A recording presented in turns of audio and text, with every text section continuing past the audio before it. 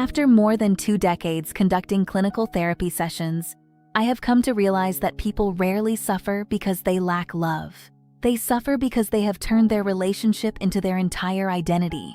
When a partner pulls away, when a divorce becomes inevitable, or when the silence in the house grows deafening, our immediate instinct is panic. We look at the other person like a mirror, believing that if they stop looking at us, we cease to exist.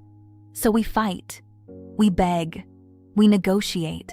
But as a psychologist, my duty isn't to help you save a relationship that is already gone. My duty is to help you save the person who is disappearing inside it. Today, I want to take you through the stories of 3 different patients who sat on my couch. Their struggles were different, but their wound was exactly the same. They were trying to solve a problem that wasn't theirs to fix.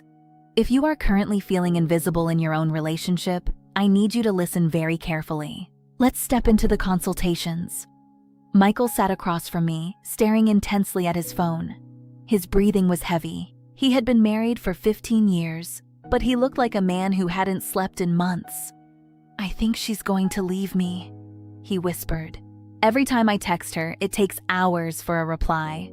When I buy her flowers, she just says thanks without looking at me. I'm doing everything I can. I looked at him for a long moment before asking, "Michael, has she already left you?"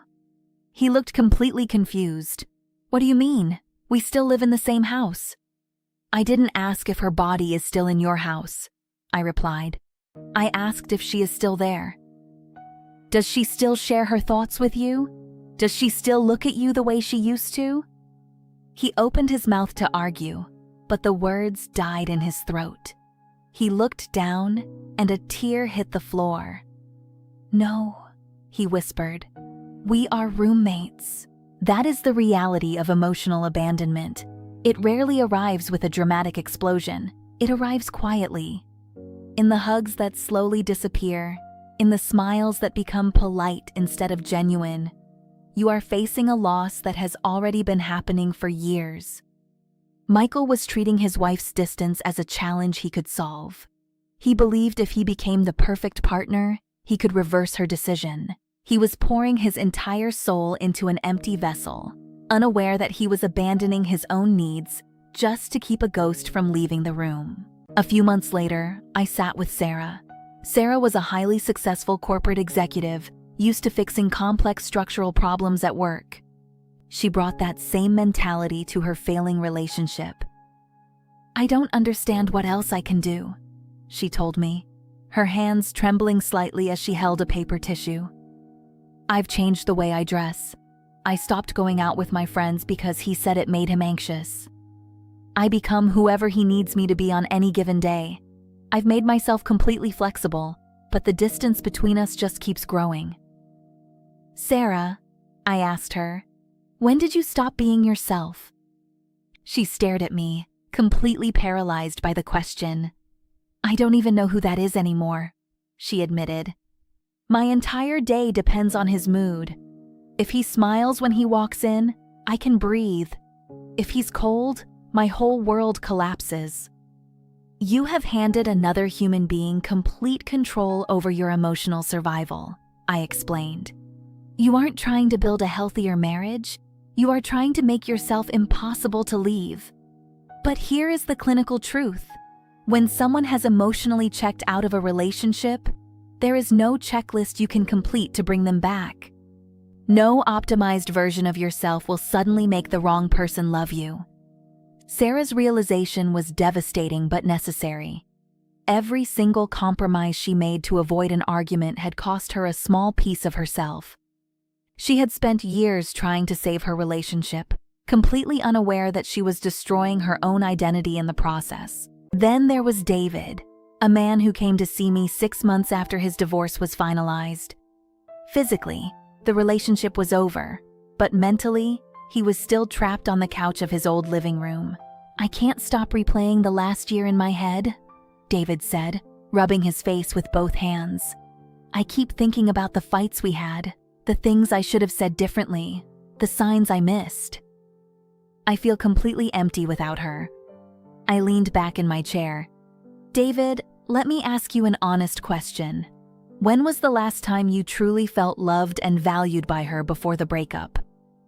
David closed his eyes. His lips moved silently as he searched through years of memories. The silence stretched for nearly a minute. Finally, he looked up, his eyes filled with profound exhaustion. "I don't know," he whispered.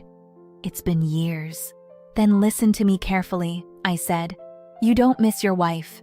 You miss the illusion of safety. You miss waking up and believing that someone chose you. You are mourning a past version of a person who no longer exists."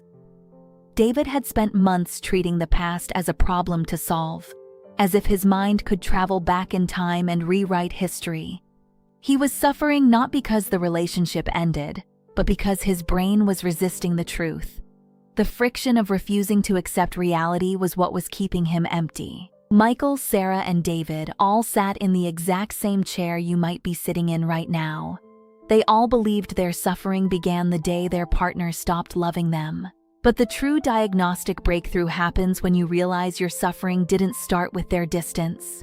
It started the day your self-worth became entirely dependent on their decision to stay. When life removes you from a place you do not belong, stop trying to force your way back in. Do not insist on staying in a house that is structurally collapsing just because you like the memory of the walls. Healthy love adds to your life. It does not replace your identity. The day you stop chasing someone else's validation is the day your dignity starts coming home.